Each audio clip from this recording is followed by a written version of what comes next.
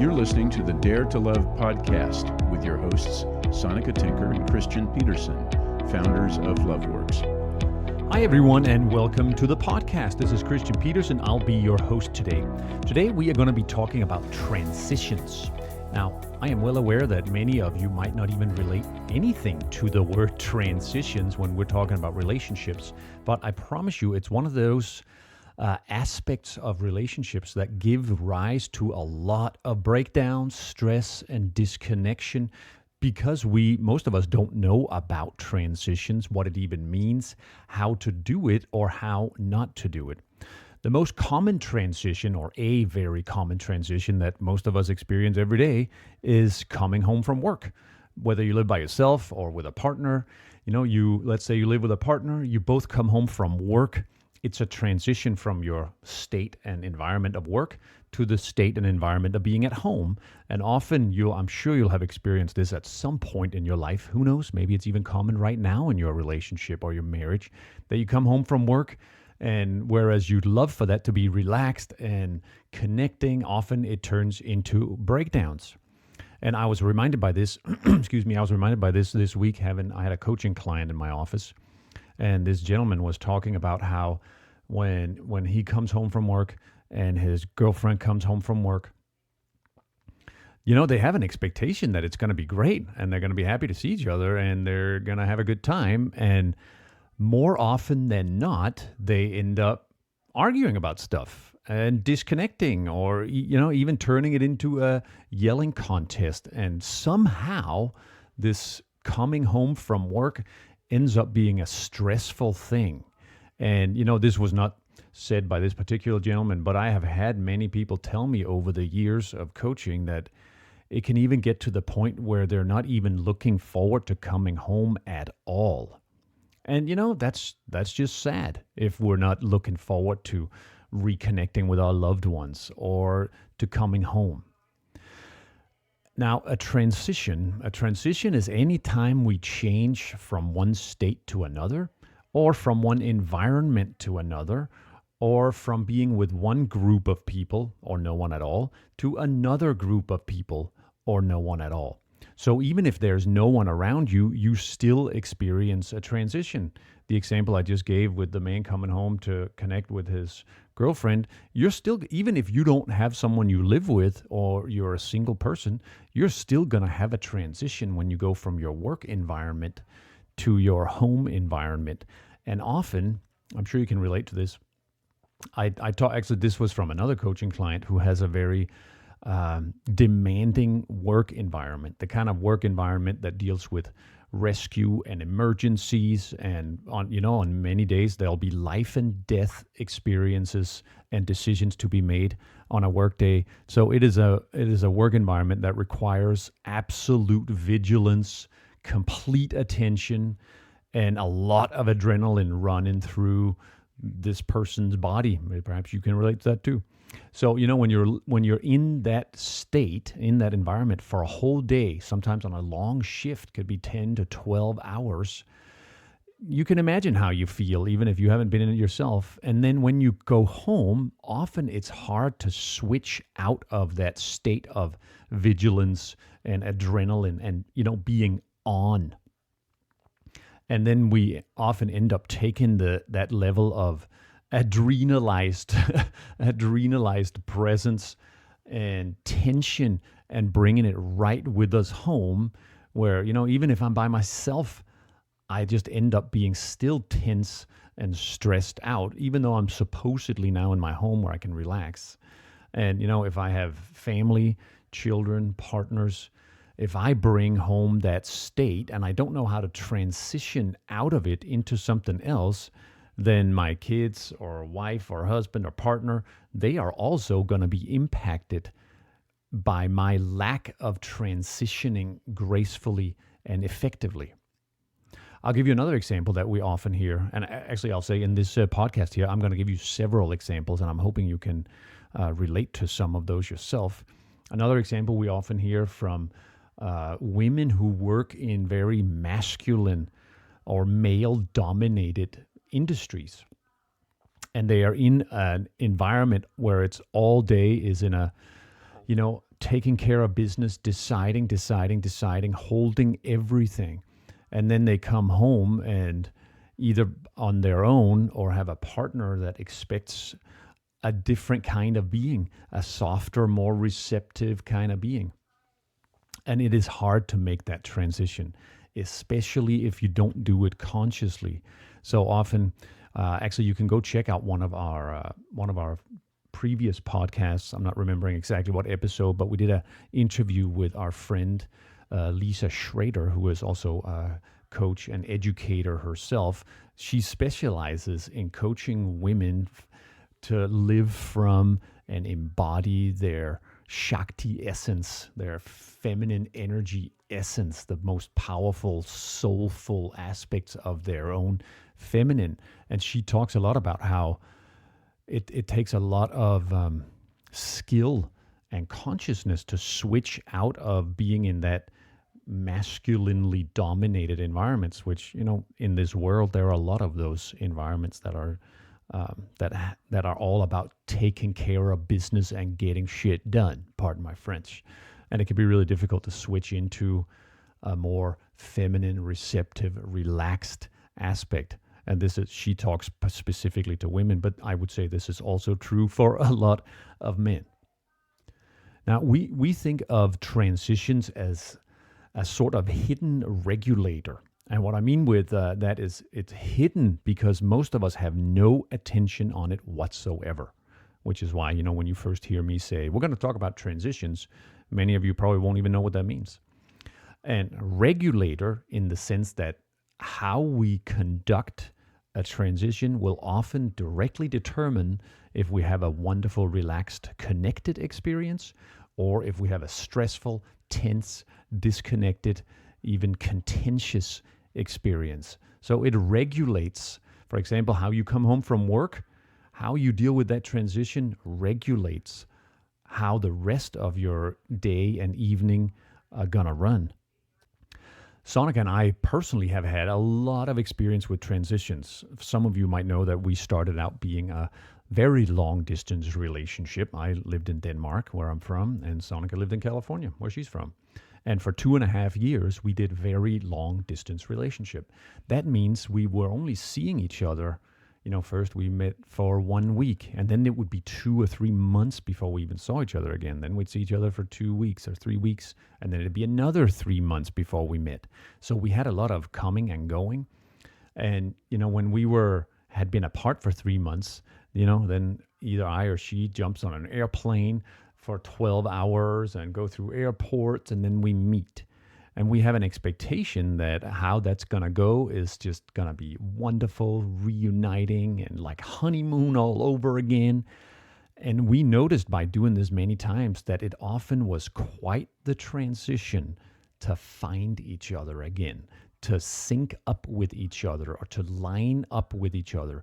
All of those are expressions that are trying to convey the idea of us finding harmony in being together as opposed to being apart. When we have been used to living our individual lives for several months, now all of a sudden we're together and we're having to navigate that. All of a sudden there's someone next to me all the time now as opposed to none of the time. If you're a single person, and you're exploring relationships, or you're in new relationships, you're having the ongoing transition of having perhaps lived for many years as a single person, where we have a wonderful level of control over our environment, to all of a sudden maybe sharing a house, or at least some of the time sharing a house with another person with their own. They have their own desires, preferences, and they too have been used to controlling their environment. Now, when you come together, that is like an ongoing transition in life. Now, for Sonica and I, it's a dramatic example, long distance relationship. We hadn't seen each other for 3 months. Now we're going to stay together for 2 weeks. Yeah, that's a pretty clear transition. But even now, when we're, as a married couple, we've been living together for many, many, many years. We're used to it. We're we're on good terms. We have a great relationship. And even then, this is not just a matter of, when there's sort of breakdowns in the air. Say I, for example, will periodically, I will go be with a men's weekend. I staff and co-facilitate men's weekends through the Mankind Project. So I'm gone for 4 days, literally with 100 men doing intense work. Sonica will be doing, whatever she's doing with her friends, with herself, with our kids. And then we come together on Sunday evening after a long weekend like that. There is a transition. I am coming from a very different environment than the one she has been in. And even though we know each other so well, like we know each other in and out, and we talk about everything, and we have no secrets with each other, it is still a transition to find each other again. And often you can see the lack of conscious transition. You'll see it because you end up arguing, or you end up feeling triggered, or you end up feeling tense. That's a clear signal like that. Sometimes it's a lot more subtle than that. For example, with Sonica and I, we're practiced and aware and skilled enough now that our transitions don't result in big breakdowns and us yelling at each other. But there's a subtle difference that can be felt. That feeling when you and a partner, when you just like click into the same rhythm, or your wavelengths sync up, and you just have that feeling of, yeah, we're on the same page here. We are jiving, we are lined up. You know what that feels like, right?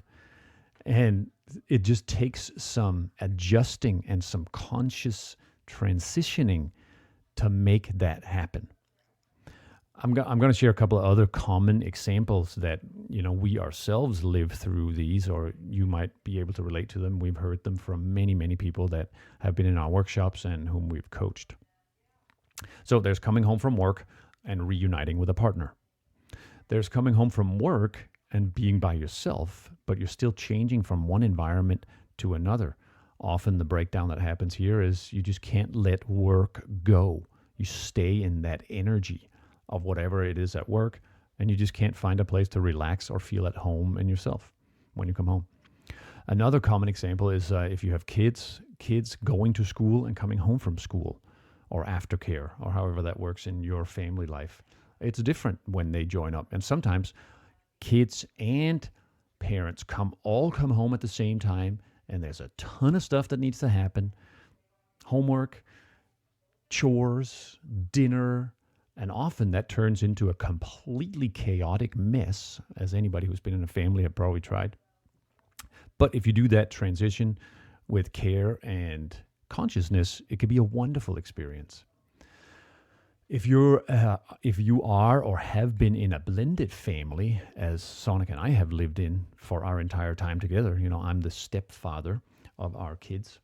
So ever since we met, our children were with us half-time, and they were half-time with Sonica's ex. That means we are constantly, both we and the children, are going through a frequent transition. So for us, it was twice or 3 times a week. They're there with us, and then they go to their other house, and then they come from the other house, and then they come back to us. Every single one of those is a significant transition. And if you've ever been in a blended family, you will know that when your children comes home from the other house or the other family, that they often carry a completely different energy with them. And often that is not easy for the children or for the parents of either of these households, because there's a lot of, especially, let's say you've had a divorce situation that wasn't exactly loving and amicable, where there's still a lot of tension. The children will carry that tension, often will be like the delivery vehicles of that tension, carrying it back and forth between the parents. So that's another kind of transition that often breaks down. Another common example is, if you are in a partnership, you're married, you have a boyfriend, girlfriend, partner, when it's time for evening, bedtime and evening time approaches. For some of us, that means, yay, now we're going to get naked and have sex and lovemaking and have a good time. For some of us, that means, yay, we finally get to go to sleep. There's a transition that happens from the busyness of the day and evening to the wind down of moving towards bedtime and sleep. And for some of us, that means one thing, and for some of us, that means something altogether different, and it often gives rise to breakdowns. And then the last example I'll give here is when we're going on vacation. The transition from our regular work lives where we have our routines, whether it's by myself or with family, we get used to whatever work routines it is we have in our lives. Everybody, humans, we just develop routines that we live by. And that's not a bad thing. Developing routines is how we make it through life, and we don't have to think about every little tiny thing every second. That's a wonderful thing. And when we then change that routine up to go on vacation, for example, that's a big transition. I'm sure you've probably tried how many of us have tried, you go on vacation, but you didn't leave your job behind. So you're still fretting or stressing about whatever is going on at work. You're still, that's still what runs in your mind. Even though you're technically now with your partner or your kids, you're still thinking about work. You're still technically or in spirit, we might say, or mentally, you're still at work, even though your body is on vacation. And that is a great example of when a transition that never really happened. And, often that's really sad because then we can end up wrecking the vacation for myself and or my family. With all those examples, I'm pretty sure you get the point. And I know you do because you have lived through and you live through every day many, many transitions. So I hope I've made for starters here, I've made the case that is an important aspect of life and of relationships to be conscious of, to pay attention to. And why I'm giving you all these examples is really for most of us, that's the first big thing, is that we are aware, a transition is now happening, and that we get aware of it before we experience a breakdown. Because that's often how we get aware of it, is we just get a breakdown. Like the client I was talking about who's expecting to come home, having a lovely time with his partner, but they end up yelling at each other. That's often how we notice something didn't work. If you can be aware of this when you make these transitions, that's half the battle won, to just know, okay, hang on a second, there's a transition happening here. There's something we can do. Now, in terms of the something we can do, there are many, many ways to do this. When you attend our Give Yourself to Love workshop, or any of our workshops for that matter, but in our world, Give Yourself to Love is the level 1 workshop where everybody starts. You'll get to learn and actually do many different rituals that serve both to connect you to yourself, like to drop down into yourself, to find the best parts of yourself, to connect with your own wisdom and power, as well as many rituals or strategies for how to connect deeply with another person in a short period of time. And sometimes we have the luxury of loads of time. For example, if you're going on vacation and there's not a lot of stuff happening, you might have loads of time to drop into yourself, to let go of work. You can take a day or two for that. But very often we don't have that luxury. If the kids are coming home and mom and dad are coming home at the same time, we need to have chores and homework and food and cleanup and all kinds of stuff happening in this next 2 hours. We don't have a lot of time to just lounge. It's not an option to grab a glass of red wine and sit on your porch for an hour. So we got to come up with quicker rituals. And like I said, at our workshop, we do a lot of rituals that we think of as going deep fast. But I'll give you a couple of ideas here that you can play with yourself.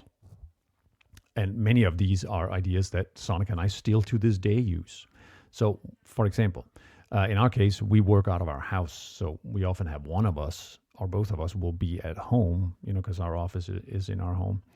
And then if the other person has been out for projects or client appointments or whatnot and comes home, if Sonica is the one coming home, a fast ritual I will engage in is I will get out of my chair and I'll go meet her at the front door. And then I'll help her take her bags if she has any. But in any case, I will make eye contact, just stop for a moment and say, "Hi, baby. It's super nice to see you again." Give her a big kiss and we'll hold each other's gaze for just 5-10 seconds while we take a couple of deep breaths. That right there is a 20-second transition ritual.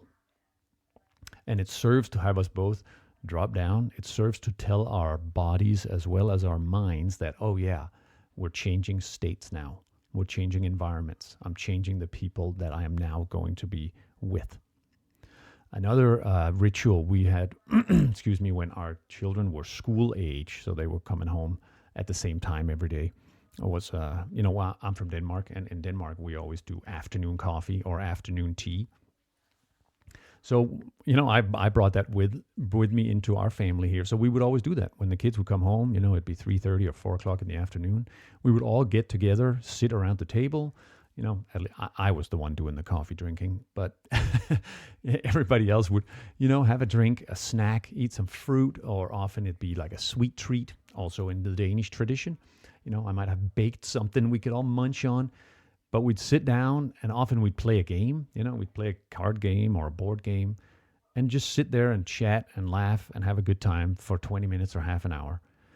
And that served for all of us to get together as a family unit, for all of us to land from whatever environments like school or work environment we'd been in all day, now coming back to being at home. And through doing this little ritual, after having, sat there for 20, 30 minutes, now we're all ready to go to whatever our chores, or homework, or more work, or food, or whatever our next thing is, we're ready to go, but we're still connected. For some, the ritual will be if you have a partner, if you're let's say you're married and you and your spouse have very different preferences or personality styles for how you relax yourself. So a common difference in marriages is that, which is also a common difference between men and women, is that men will want to they want to de-stress and decompress by being alone, by seeking emptiness and silence. Whereas women will often seek to reconnect and decompress and de-stress by connecting with another person. That is you, if you're the partner, or by talking. And both of those strategies serve the same purpose, which is to de-stress, to decompress, to reconnect, to recenter. It's just that we do it differently. And if you have a spouse or a partner that does it differently from what you do, you really need to be aware of these transition periods, because that's when breakdowns happen. Let's say I come home from work and I'm expecting to just have half an hour by myself, not saying anything. I'm tired of talking from all day. I just want to grab a drink and sit out in the back and look at the trees. But my wife cannot wait to talk and connect and share what's been going on. You easily see the push-pull that might happen there. And it does indeed happen all the time. If you can have a little consciousness and come up with some rituals for that, that'll serve you so well. So there are many different ways to do it. If I'm the one coming home, and I am indeed someone who likes that kind of quiet also when I come home, I might say to Sonika, it's so good to see you. I can't wait to hear about, what you've been experiencing, and I'd love to share what I've been experiencing. I'd love to take 15 minutes and just go sit on a tree stump, or whatever. Would that work for you? That's an impromptu ritual that we're making up on the spot.